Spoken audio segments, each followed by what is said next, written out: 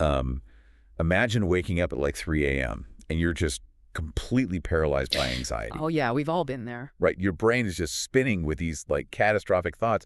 And you might think that's a purely modern condition, a byproduct of our hyper-connected, stressful era. Mm-hmm. But over 2 millennia ago, an author named Asaph actually documented the exact same insomnia and mental spiral in a piece of ancient poetry. Right. We're doing a deep dive today into Psalm 77, specifically looking at the English Standard Version. And it completely shatters the illusion that ancient people lived in some sort of, I don't know, detached, stoic, emotional universe. I mean, Asaph is dealing with a profound personal crisis here, and he actually outlines a specific, highly effective mental strategy to navigate it. Okay, let's unpack this, because the text just plunges us right into the deep end. Oh, absolutely. The first 9 verses are just this raw, visceral despair. I mean, look at the physical symptoms he describes. Mm-hmm. He says, you hold my eyelids open. Mm. And he's so troubled he cannot even speak. Yeah, it's full-blown insomnia and paralysis. Total emotional depletion. He even notes, when I meditate, my spirit faints. So the very act of trying to remember God, which is theoretically supposed to bring him peace, it just makes him moan. Right.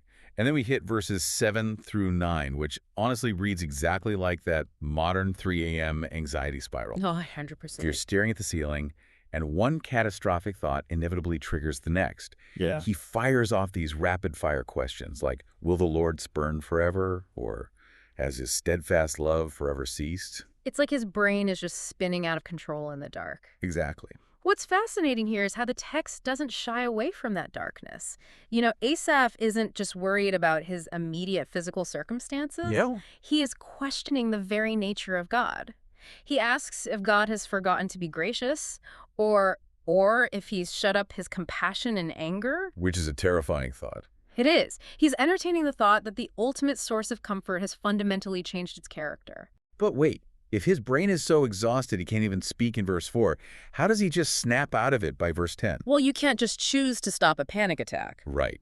So what actually causes this sudden shift? That is the structural turning point of the entire text. And it hinges on a highly debated phrase in verse 10. Okay. The main translation reads, I will appeal to the years of the right hand of the Most High, which kind of frames it as a hopeful choice to remember the past. But look at the footnote for that exact line. Yeah. It points out this can alternatively be translated as a grief-stricken realization. It says, this is my grief, that the right hand of the Most High has changed. Wow. That completely alters the trajectory. It suggests he didn't just casually decide to be hopeful. He hit absolute rock bottom. He accepted his darkest fear that God had changed. Yes, and from that point of total despair, he had nowhere to look but backward. Right. But honestly, when I read verse 11 and onward, it feels completely disjointed. He goes from a deeply personal panic attack to, a history lesson about a giant storm. Yeah. Right. It seems weird. Like, if I tried to cure my own anxiety by reading a history book, it wouldn't work. So what does this all mean? Why does the author trade personal anxiety for a history lesson? Well, if we connect this to the bigger picture, we see a brilliant cognitive interrupt. A cognitive interrupt. Yeah.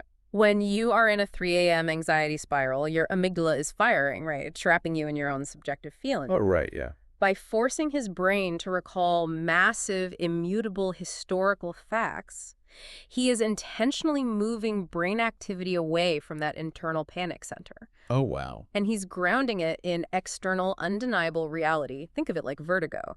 When your inner ear is spinning and you feel like you're falling, the only way to stop the dizziness is to stare at a fixed point on the horizon. Ah, I see. His own mind is spinning, so he uses history as his fixed point on the horizon. Exactly. To combat the present panic, he forces himself to recount the wonders of old. Right. He uses the Exodus as that fixed point, and he doesn't just casually recall it, he conjures this explosive cinematic imagery. Recounting the historical redemption of the children of Jacob and Joseph. Right. We get trembling waters, pouring clouds, skies giving forth thunder, and arrows of lightning. The crash of thunder is in the whirlwind. So he's grounding his current instability in a past narrative where his people were led out of danger like a flock by Moses and Aaron. Yeah, he's recognizing that his current emotions are telling him he's abandoned, but the historical record tells a completely different story. It's a powerful contradiction. The force was massive enough to part the waters and shake the earth, but it left no physical trace behind. Which leaves you thinking, When we were navigating our own massive turbulent crises today, spinning out in the dark, how often is the force guiding us, incredibly powerful yet completely invisible?